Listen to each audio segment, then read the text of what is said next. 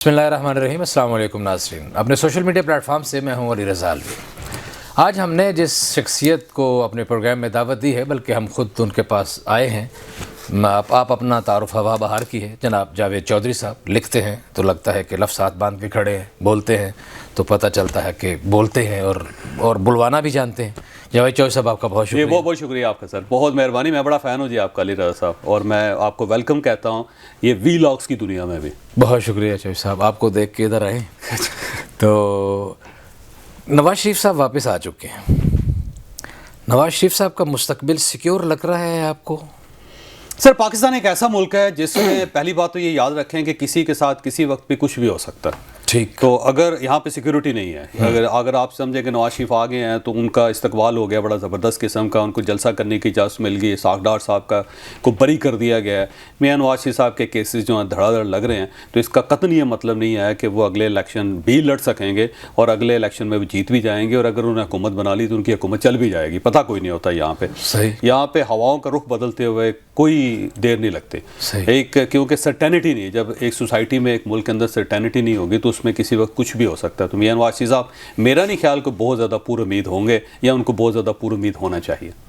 अच्छा, और जनाब इमरान खान चेयरमैन पीटीआई, उनका मुस्तकबिल क्या लगता है? देखें, मैं जनरल परवेज़ मुशर्रफ साहब के दौर का मैं आपको वाक़या सुनाता हूँ। जनरल परवेज़ मुशर्रफ साहब ने बेनज़ीर भुट्टो को बाहर कर दिया, निकाल दिया। आसिफ अली ज़रदारी साहब जेल में थे, बेनज़ीर भुट्टो साहब मुल्क से बाहर थी, और मियां नवाज शरीफ साहब को उन्हें पैक करके पूरे ख़ानदान समेत उन्हें सऊदी अरेबिया भिजवा दिया, और वहाँ पर उनके साथ एक अंडरस्टैंडिंग होगी कि ना वो किसी मीडिया में जाएंगे, ना आपको बयान देंगे, ना वो मुल्क से निकलेंगे। वो चुप करके वहाँ पर सिर्फ उम्रे करेंगे, हज करेंगे, खाना खाएँगे, वॉक करेंगे, और बस इसके अलावा कुछ नहीं करेंगे। सही। उस दौर में जनरल परवेज़ मुशर्रफ साहब ये कहा करते थे कि ये दोनों जो हैं ख़त्म हो चुके हैं, ये दोबारा वापस नहीं आएंगे कभी भी। उसने कहा अगर ये वापस आ गए तो फिर आप मेरा नाम बदल दीजिएगा। एक बार उन्होंने ये भी कहा, बल्कि वो ये कहते तो ओवर माई डेड बॉडी, कि मेरी लाश के ऊपर से फलांग के ही आएंगे वो सारा। लेकिन फिर उसी जनरल परवेज़ मुशर्रफ ने बाद में बेनज़ीर भुट्टो के साथ मुआहिदा भी किया, NRO जिसको कहते हैं वो किया।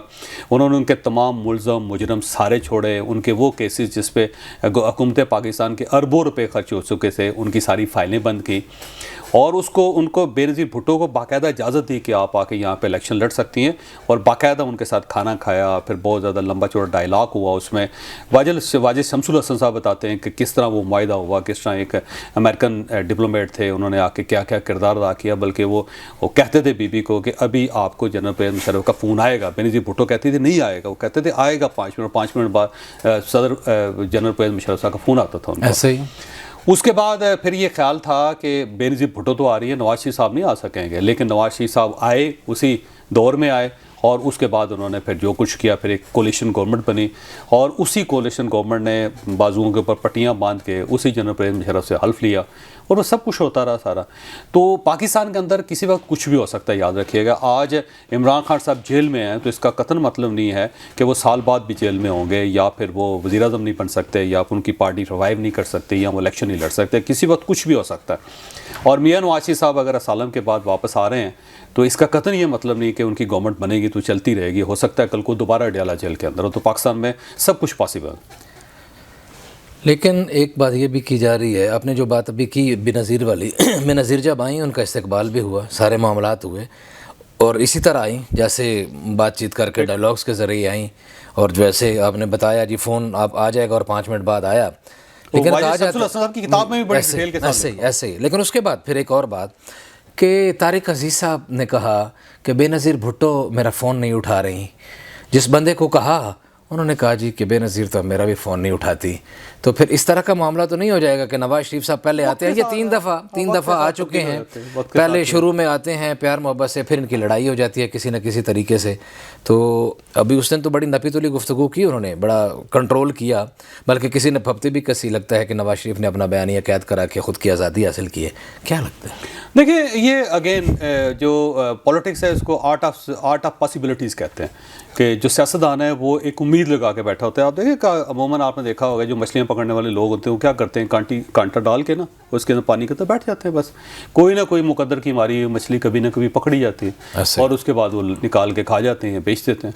سیم اسی طرح سیاستدان جو ہے نا مچھلی پکڑنے والے لوگ ہوتے ہیں جو کانٹا لگا کے بیٹھے رہتے ہیں, وہ نہ کانٹا توڑتے ہیں نہ وہ جھیل کے ساتھ مقابلہ کرتے ہیں, بس وہ چپ کر کے دھوپ میں بیٹھنا ہوتا ہے, اچھے وقت کا انتظار کرنا ہوتا ہے. تو نواز شریف اس چیز کے ایکسپرٹ ہے. اس کے بعد آصف علی زرداری دوسرے ایکسپرٹ ہیں. یہ دونوں بڑے ایکسپرٹ ہیں. یہ اپنے ڈفرینسز کو اس لیول پہ نہیں جانے دیتے کہ مکمل طور پہ دروازے بند ہو جائیں.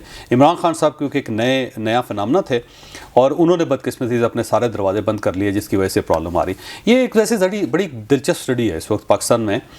وہ ایک دنیا میں پوری دنیا میں وہ یہ کہتے ہیں کہ جو پاپولر فیسز ہوتے ہیں جب وہ پالیٹکس میں آتے ہیں تو وہ ووٹ بڑے لیتے ہیں لیکن وہ ڈیزاسٹر بہت زیادہ کریٹ کرتے ہیں. مثلا ٹرمپ جو ہے وہ ایک پاپولر فیس تھے, وہ میڈیا فیس تھے, بالکل پولیٹیشین تھے ہی نہیں. وہ انہوں نے تو پیسے کی بنیاد پہ انہوں نے وہ گئے اور اس کے بعد اقتدار پہ پہنچ کے اپنی پاپولرٹی کی بنیاد پہ وائٹ ووٹ لے کے انہوں نے پاپولرٹی, لیکن جو ڈیزاسٹر انہوں نے کریٹ کیا امریکہ کے لیے بلکہ پوری دنیا کے لیے اس کی مثال نہیں ملتی. امریکہ سیدھا نہیں ہو سکا اس کے بعد. سیم یوکرائن کے اندر دیکھ لیں, یوکرائن کا جو پریزیڈنٹ ہے وہ بیسیکلی پاپولر فیس تھا نا جی. بالکل آج یوکرائن کو دیکھ لیں وہ ڈیمالش ہو گیا, ملبہ بن گیا وہ سارا اس حماقتوں کی وجہ سے. عمران خان صاحب پاپولر فیس تھے, انہوں نے کلٹ کریٹ کیا اور لوگوں ان کے پاس ووٹ دیتے رہے, لیکن جو ڈیزاسٹر انہوں نے کریٹ کیا پاکستان آئے. تو یہ پاپولر فیسز جو ہوتے ہیں نا, یہ کیونکہ ان کا مینجمنٹ کا تجربہ نہیں ہوتا, ان کو پتہ نہیں ہوتا کہ گورننس کیا چیز ہوتی ہے, ملکوں کے ساتھ تعلقات کیا کرنے ہوتے ہیں. تو پاپولر فیسز ہوتے ہیں, ان کو لوگ آٹوگراف لیتے ہیں, ان کے ساتھ تصویریں کھنچواتے ہیں, ان کو کھانا کھلا کے ان کو پیسے دیتے ہیں سارے, اور ان کے لیے تو ویلفیئر ڈنرز ہوتے ہیں سارے, وہ ڈنر باقاعدہ سیٹس بکی ہوتی ہیں.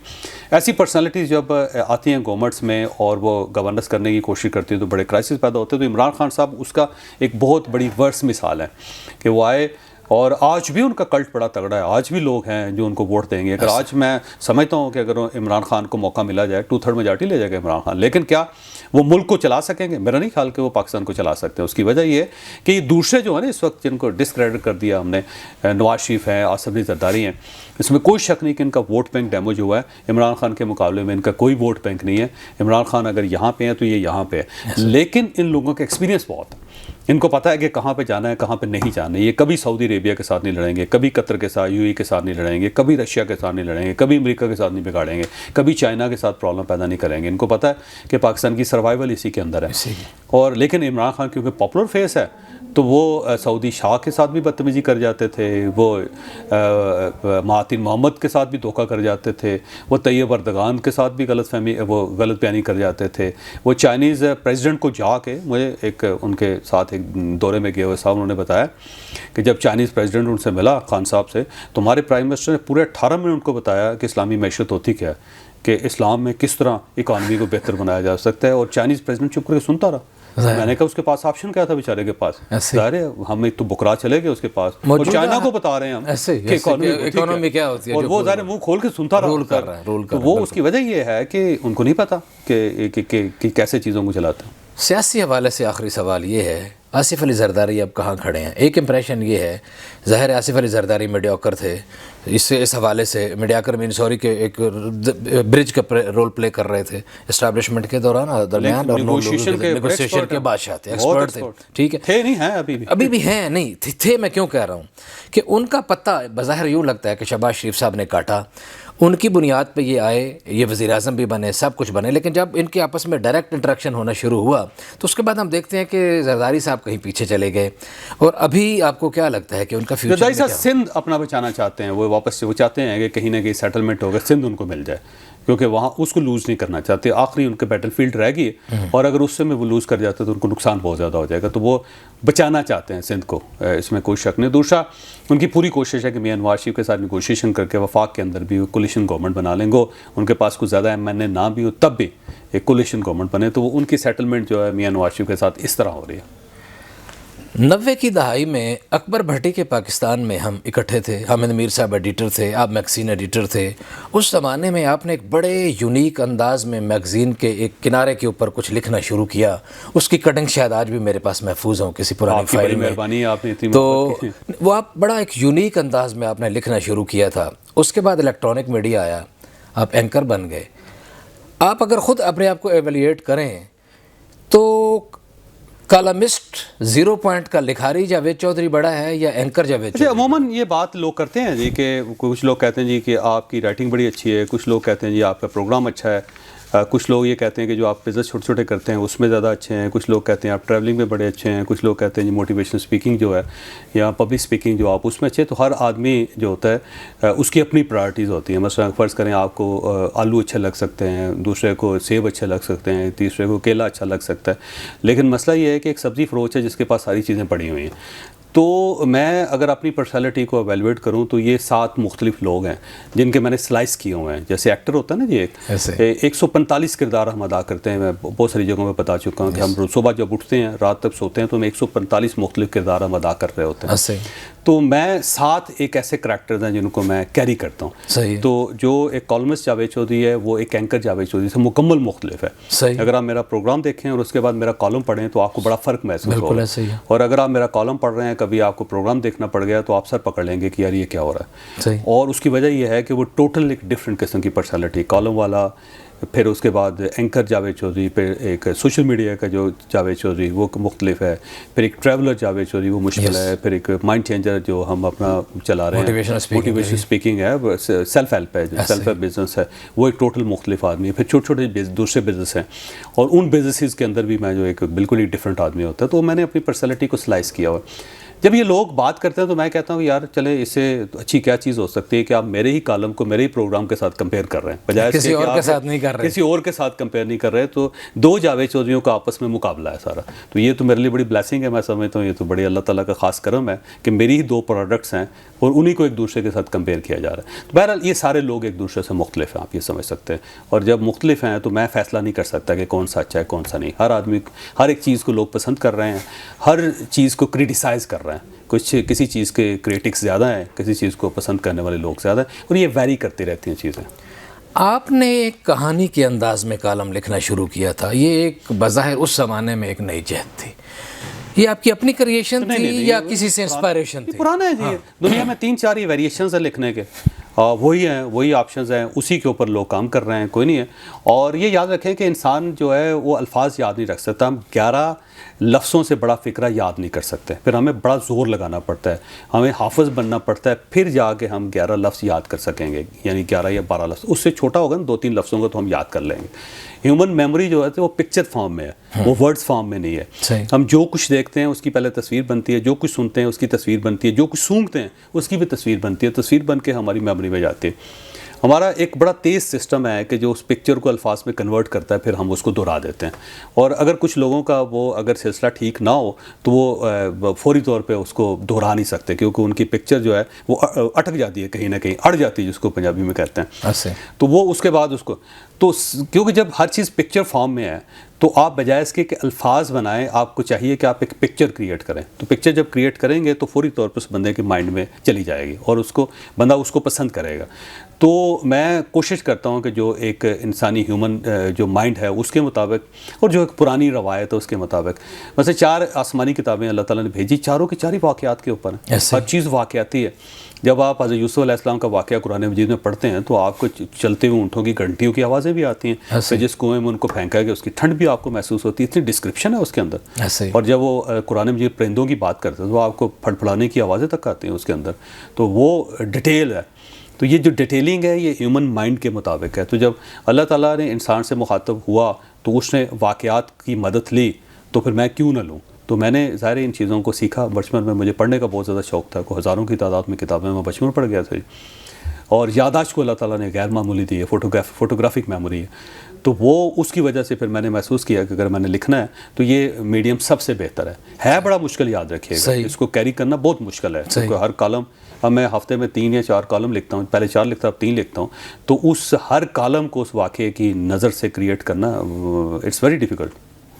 پاکستان کے زمانے میں جب حامد میر صاحب تھے اور آپ تھے، آپ کا کوئی کلیش ہوا تھا؟ نہیں قطعاً نہیں ایسا. اچھا، کوئی ایک امپریشن تھا کہ آپ نے میگزین میں کوئی ایسی کوئی سرخی لگائی تھی، آپ کی ٹرانسفر کر دی گئی تھی مشرق اخبار کراچی میں یا کوئٹہ میں؟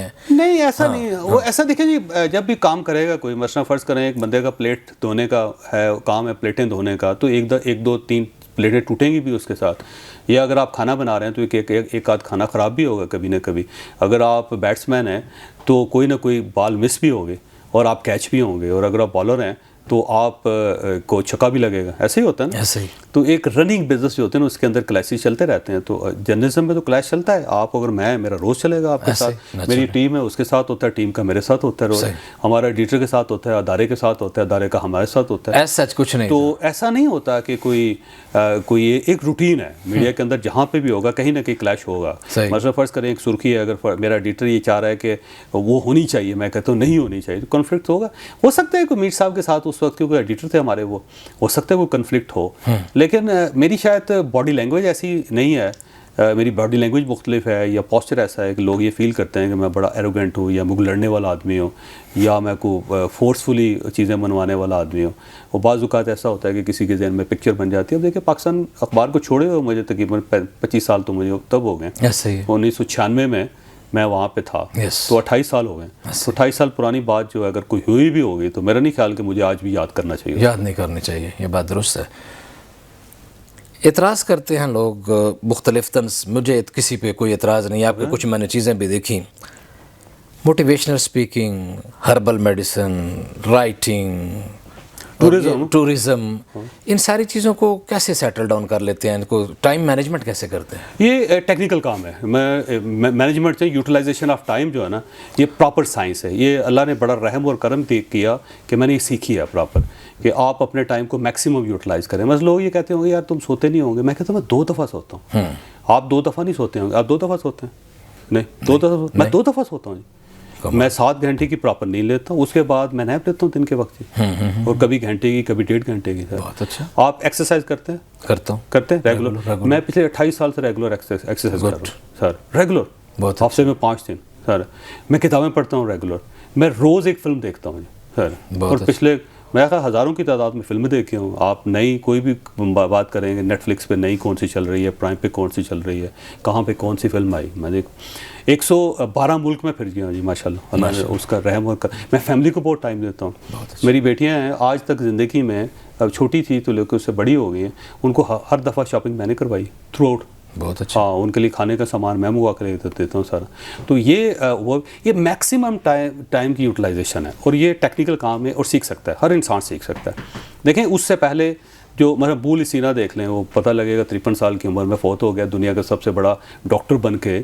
اس نے ایک نئی میڈیکل سائنس کریٹ کر کے وہ کام شام کر کے ختم ہو گیا. آپ امام غزالی کی بات کو پتہ لگے گا 53 سال کی عمر میں فوت ہو گیا. رسول اللہ صلی اللہ علیہ وسلم اتنا بڑا ریولوشن 63 ایج تھی ان کی ساری. ایسے تو وہ یہ کیا ہے, یہ میکسیمم یوٹیلائزیشن آف ٹائم ہے کہ آپ وقت ضائع نہ کریں. مثلا رسول اللہ صلی اللہ علیہ وسلم کی ہر چیز ہی بڑی شاندار ہے, ہر بات ہی, ہر ادائی بڑی شاندار ہے, لیکن ایک چیز جو مجھے سب سے اچھی لگی وہ یہ تھا کہ انہوں نے ٹائم ضائع نہیں کیا, وقت ضائع نہیں کیا.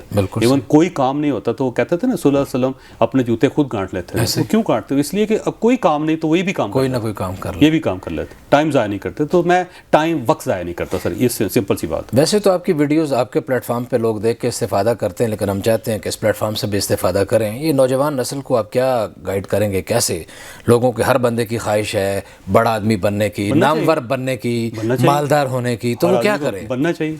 یہ یاد رکھیں کہ آپ کو 3 چیزیں ہوتی ہیں جو انسان کرنا چاہتا ہے. دنیا میں کوئی ایک بھی بندہ ایسا نہیں ہوگا جو یہ کہے کہ میں یہ 3 کام نہیں کرنا چاہتا. ہر آدمی, دنیا میں سے ہر آدمی امیر بننا چاہتا ہے. جب حضرت ابراہیم علیہ السلام نے خانہ کعبہ کی تعمیر کی تو سب سے پہلے انہوں نے خوشحالی کی دعا کی. اس کے بعد یا پروردگار اس سرزمین کو خوشحال کر دے اور اتنی فراوانی دے کہ ان کو, ہیں آپ نے اگر دعا پڑھی بالکل ایسے, بالکل ایسے. رسول اللہ صلی اللہ علیہ وسلم نے کہا کہ جو غربت ہے وہ کفر تک لے جاتی ہے. بالکل ایسے. انہوں نے کہا جی جو مومن ہے اس سے غریب نہیں ہونا چاہیے. ایک بندہ آیا کہ میری امداد کر دیں, انہوں نے کہا تمہارے پاس کیا, انہوں نے کہا جی ایک پیالہ ہے, انہوں نے کہا لاؤ.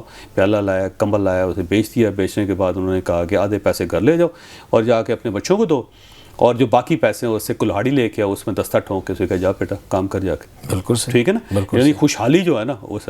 تو یہ یاد رکھیے کہ دنیا میں ہر شخص امیر ہونا چاہتا ہے. ایسے ہی نہ ہوتا تو انبیاء کرام امارت کی دعائیں نہ کرتے. بالکل. دوسرا, دنیا میں ہر شخص پاورفل ہونا چاہتا ہے. درست. اور یہ کہتے ہیں کمزور مومن جو ہوتا ہے وہ مومن نہیں ہوتا, اس کو مضبوط ہونا چاہیے. پاور, اگر پاور ہونی چاہیے. دنیا میں کوئی ایک بھی شخص ایسا نہیں جو یہ کہے کہ میں پاورفل نہیں ہونا چاہتا, پاورفل ہونا چاہیے. تیسرا, دنیا میں ہر شخص مشہور ہونا چاہتا ہے. کوئی شخص بھی بے نام نہیں بننا چاہتا. وہ یہ کہتا ہے کہ علی رضا جو ہے وہ 200-400 سال تو اس کا نام رہنا چاہیے. چلیں کم از کم مزاج ہی اس کا بڑا اچھا ہو, کہیں گے بابا جو ہے نا یہ زبردست آدمی تھا, اس نے کیا زبردست لنگر کریٹ کیا سر, مشہور ہونا چاہتا ہے ہر آدمی. ٹھیک ہے, اب یہ جو تینوں خواہشیں ہیں نا, تینوں خواہشیں, آپ امیر ہونا چاہتے ہیں, آپ مشہور ہونا چاہتے ہیں, آپ پاورفل ہونا چاہتے ہیں, ان تینوں خواہشوں کا جو پیچھے منبع ہے جس سے یہ تینوں چیزیں حاصل کر سکتے ہیں وہ اسکل. اگر آپ کے پاس اسکل نہیں ہوگی, نہ آپ امیر ہو سکتے, نہ آپ مشہور ہو سکتے, نہ آپ پاورفل ہو سکتے. آپ نے صرف ایک چیز کریٹ کرنی ہے, اسکل, تو اس کے بعد یہ تینوں چیزیں جو ہیں آپ کے لیے بہت ایزی ہو جائیں گی. تو آپ کچھ بھی کرنا, امیر ہونا چاہتے ہیں, ضرور آپ کا حق ہے. میں سمجھتا ہوں کہ اگر آپ امیر نہیں ہیں تو آپ گناہ کبیرہ کا شکار ہیں. پھر آپ کو اللہ تعالیٰ سے معافی مانگنی چاہیے کہ اس نے اتنے گولڈن ٹائم میں آپ کو پیدا کیا جس میں آپ یوٹیوب سے بھی بلینئر بن سکتے ہیں. جب آپ واٹس ایپ کے اوپر, آپ دیکھیں واٹس ایپ پہ چینل بن گئے ہیں, اگر آپ اس سے پیسہ کما سکتے ہیں, آپ ہوائیں گن کے, لہریں گن کے امیر ہو سکتے ہیں. اتنی گولڈن جگہ پہ, گولڈن ٹائم پہ اللہ تعالیٰ نے آپ کو پیدا کیا, اور پھر بھی آپ غریب ہیں, تو میں سمجھتا ہوں پھر تو ڈوب مرنا چاہیے آپ کو. اور آج کے دور میں جس میں آپ صرف ایک کیمرہ لے کے, کوئی 20-30-40 ہزار روپے کا کیمرہ لے کے مشہور ہو سکتے ہیں, اور پھر بھی آپ مشہور نہیں ہو رہے, تو پھر بھی میرا خیال ہے آپ کو نا اللہ تعالیٰ سے معافی مانگ کے خودکشی کر لینی چاہیے. اور تیسرا یہ ہے کہ اگر آج کے دور میں جب آپ کے پاس اتنی فریڈم ہے کہ آپ کسی بھی پولیٹیکل پارٹی کو جوائن کر کے, آپ CSS کر کے, آپ کوئی بھی کام کر کے, باڈی بلڈر بن کے بھی آپ پاورفل ہو سکتے ہیں, اور اگر آپ پاورفل نہیں ہوئے تو پھر بھی میرا خیال ہے آپ کو معافی مانگ کے دنیا سے رخصت ہو جانا چاہیے. جب اتنی گولڈن اپارچونٹی میں اگر آپ امیر نہیں ہو رہے, آپ مشہور نہیں ہو رہے, آپ پاورفل نہیں ہو رہے, تو پھر آپ کی زندگی کا کوئی فائدہ نہیں ہے. اتنی زبردست اپارچونٹی, لیکن اس کے لیے آپ کو صرف اسکل ڈیولپ کرنی ہے. کوئی ایک اسکل لیں اور اس میں پھر ایکسیلنٹ ہونا چاہیے. پورے شہر میں, یہاں پہ راولپنڈی میں ایک بندہ ہے جو ویسپا موٹر سائیکل ٹھیک کرتا ہے. اس کی وجہ یہ ہے کہ ویسپا موٹر سائیکل پاکستان میں ختم ہو گیا, وہ فیکٹری بند ہوگی, باہر سے آ نہیں رہا. وہ ایک ہی بندہ ہے جس کے پاس ویسپا موٹر سائیکل کو ٹھیک کرنے کا گور ہے. تو اب جتنے بھی ویسپاز آئے ہیں, کوئی پرانے آئے ہیں, کوئی 150 سال پرانا بھی اگر ہوگا, 30 سال 40 سال پرانا, ٹھیک کروانے کے لیے اسے ایک ہی ڈاکٹر کے پاس جانا پڑے گا. تو اس بندے نے اپنی ایکسپرٹیز کریٹ کر لی ہے کہ اگر آپ کے پاس ویسپا ہے, یا آپ نے لینا ہے, یا آپ نے بیچنا ہے, یا آپ نے ٹھیک کروانا ہے, آپ کو میرے پاس ہی آنا پڑے گا. یا راولپنڈی کے اندر ایک بندہ جو جلیبیاں بناتا ہے موٹی موٹے, جس کو جلیب کہتے ہیں, اچھا وہ گراٹو لینی ہے آپ نے, تو آپ نے اسی کے پاس جانا پڑتا ہے, یعنی اسے اسکل کریٹ کر لیا آپ نے. اسی طرح ایک بندہ جو ہے وہ سری پائے بنا رہا ہے پنڈی کے اندر. اگر سری پائے آپ نے اچھے لینے تو آپ کو اسی کے پاس ہی جانا, یا لاہور میں بھجا کے پائے. لیکن اسکل کے ساتھ ساتھ یہ کوئی لک بھی کوئی چیز ہے. دیکھیں اس میں نے ابراہم لنکن کا بڑا زبردست فکر ہے, ایک ایسا زبردست فکر ہے جی کہ میرا خیال ہے ہر شخص کو پلے باندھ لینا چاہیے. اس نے کہا کہ میں جتنی محنت کرتا گیا میں اتنا لکی ہوتا گیا. واہ واہ واہ واہ, محنت کرتا, مزہ آیا. جتنی محنت کرتے جائیں گے لک آپ کے اتنے لکی ہونے کے لیے محنت کرنی. اور اس کا ایک ایویڈنس میں آپ کو یہ دیتا ہوں کہ اللہ تعالیٰ یہ کہتے ہیں, دیکھیں خدا کا فیصلہ تو اٹل ہوتا ہے نا اللہ تعالیٰ, لیکن وہ پھر بھی کہتا ہے دعا کرو. بہت اچھا. یعنی کہتا ہے میرا فیصلہ اتنا اٹل نہیں ہے, ہو سکتا ہے آپ کی دعا اتنی زیادہ ہو کہ میں اپنا فیصلہ بدل لوں. تو جب آپ اپنے فیصلے, اپنی دعا سے آپ فیصلے اللہ تعالیٰ کے تبدیل کروا سکتے ہیں, تو آپ اپنی لک نہیں بدل سکتے کام سے, محنت سے. جاوید چودھری کس سے انسپائر ہے؟ کوئی ایک پرسنالٹی یا 2 4 6 دنیا آپ سے تو انسپائر ہے, آپ بھی تو کسی سے ہوئے ہیں. میں روز انسپائر ہوتا ہوں یہ لوگوں سے, میں روز انسپائر ہوتا ہوں. مثلا پچھلے دنوں میں نے ایک فلم دیکھی, ہمارے پروڈیوسر ہیں فرق صاحب, انہوں نے مجھے بتائی, اور میں اس کو دیکھنے کے بعد 3 مرتبہ دیکھ چکا ہوں فلم. اس کا نام ہے نو ویئر. میں اتنا انسپائر ہوا جی کہ نیٹ فلکس پہ نو ویئر. یعنی اگر آپ مایوس ہیں زندگی میں, کسی جگہ پھنسے ہوئے ہیں, میں کہتا ہوں جی صرف یہ فلم دیکھ لیں آپ سر, نو ویئر. 6 اسکرین پلیئرز نے لکھا ہے اس کو, 6 ڈائریکٹرز ہیں اس کے جو لکھنے والے, اور صرف ایک خاتون کی سٹوری ہے, اس کے اندر کریکٹر نہ ہونے کے برابر, لیکن کمال ہے جی سر. تو میں اس سے بہت زیادہ انسپائر ہوں سر. تو یہ انسپائر میں روز ہوتا ہوں جی. اگر آپ کے ہیروز پرانے ہیں نا جی, تو پھر بھی آپ فوت ہو گئے. اس کا مطلب یہ ہے کہ آپ آگے گئے ہی نہیں. آپ پھر یہ آئی فون 15 کے دور میں آپ نوکیا 3210 جو ہے نا موبائل, جس سے گٹے صاف نہیں ہوتے اب, اور اس کے دور میں زندگی گزار رہے ہیں آپ. یہ جو کہتے ہیں نا میرا وہ آئیڈیل تھا, میں کہتا ہوں یار اس کو گزرے وہ 200 سال ہو گئے. اس کا مطلب ہے کہ اللہ تعالیٰ نے اس کے بعد اچھا آدمی پیدا ہی نہیں کیا. وہ اپنے عہد میں جیتا تھا, ہمیں اپنے عہد میں جینا ہے. آج کا دور ہے, آج کا دور ہے, روز نیا ہیرو تلاش کریں, نئی انسپریشن تلاش کریں. اور اگر آپ نئی انسپریشن تلاش نہیں کر رہے تو پھر آپ پرانے زمانے میں زندہ ہیں جی. تو میں کبھی بھی یہ نہیں کہتا جی کہ میں اس سے بہت زیادہ, میں اس سے انسپائر تھا, لیکن آج میں روز کسی نہ کسی بندے سے انسپائر ہوں. میں آپ سے انسپائر ہو رہا ہوں کہ آپ جو اپنے آپ کو ریفارمز کر رہے ہیں. آپ دیکھیں نا رپورٹر تھے, آپ نے اس کے بعد ٹیلی ویژن پہ آئے اور اس کے بعد اب آپ ڈیجیٹل میڈیا میں جا رہے ہیں. تو یہ کمال نہیں ہے ویسے؟ آپ ریفارم کر رہے ہیں. آپ میرے ہیرو ہیں. بجائے اس کے کہ میں بہت پچھلے لوگوں کو فالو کرتا رہا ہوں جو گتے کے اوپر لکھتے ہوتے تھے, ساتھ 2 انکیں رکھی ہوتی تھی انہوں نے, اس کے بجائے میں آپ سے انسپائر کیوں نہ ہو کہ ایک آدمی نے نیا ایک میڈیم کریٹ کر لیا. تو میں تو اس بندے سے بہت زیادہ انسپائر ہوں جس سے آرٹیفیشیل انٹیلیجنس بنا لی. میں اس بندے سے بہت زیادہ انسپائر ہوں کہ جس نے ایک نیا ٹیلی ویژن چینل بنایا اور وہ کہتا ہے جناب کہ آپ کا چینل کوئی بھی ہو, آپ واٹس ایپ کے اوپر بھی اس کو بنا سکتے ہیں اور اس کا کوئی پلیٹ فارم نہیں پیچھے. صرف دیکھیں نا, کمال ہے نا, بہت اعلیٰ. تو اس سے انسپائر کیوں نہ بندہ ہو, کوئی شک نہیں. یا اس بندے سے کیوں نہ انسپائر ہو کہ جس نے ایسا موبائل بنا لیا جس میں اب سم نہیں ہے, سم لیس ہے, ای سم لگائیں آپ, جہاں مرضی جائیں آپ وہاں سے جا کے ای سم ڈاؤن لوڈ کریں. اور تو اس سے متاثر کیوں نہ بندہ, یا اس آدمی سے کیوں نہ متاثر ہوا کہ جس نے موبائل کے اندر بیک سائڈ کیمرہ اور فرنٹ کیمرہ ایک کر لیا. روز انسپائریشن. یا جو کینسر کی دوائی بنا رہا ہے اس وقت, تو اس سے انسپائر ہو. یا اس بندے سے انسپائر ہو جو 1.5 گھنٹے میں یورپ سے امریکہ جہاز کو لے کے جائے گا. تو روز نئی انسپریشن ہونی چاہیے نا. بہت اعلیٰ. کوئی پیغام کچھ بھی نہیں, محنت کریں اور کوئی نہیں ہے. آپ کے پاس ایک ہی سلوشن ہے, صرف محنت ہے.